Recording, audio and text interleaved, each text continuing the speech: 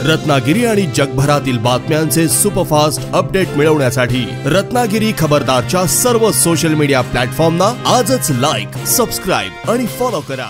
राज्यात गेल्या काही दिवसापासून पावसानं दडी मारल्यानं उकाड्यानं हैराण झालेल्या नागरिकांसाठी एक दिलासादायक बातमी आहे। आंध्र प्रदेशच्या किनाऱ्यावर निर्माण झालेल्या नवीन कमी दाबाच्या पट्ट्यामुळे राज्यात मॉन्सून पुन्हा एकदा सक्रिय झालाय। मागील काही दिवसापासून राज्यात पावसानं विश्रांती घेतल्यामुळे अनेक भागांमध्ये तापमानात मोठी वाढ झाली होती। काही ठिकाणी तर पारा 35 अंशांच्या पुढे गेला होता, ज्यामुळे नागरिकांना पावसाळ्यातच उन्हाचा तडाखा सहन करावा लागत होता। मात्र आता हवामान विभागानं दिलेल्या माहितीनुसार आंध्र प्रदेशच्या किनाऱ्यावर तयार झालेला कमी दाबाचा पट्टा येत्या 15 ऑगस्टपर्यंत त्याच परिसरात स्थिर राहणार आहे।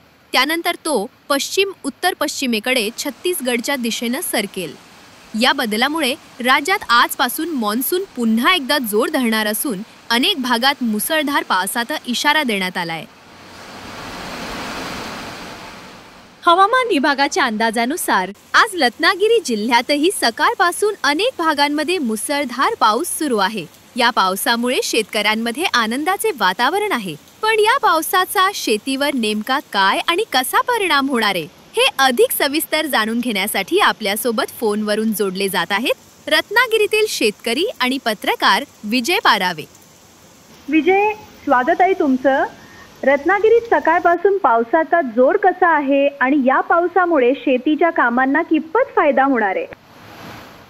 आता जो पाऊस पडतोय तो उत्तमरित्या पडतोय।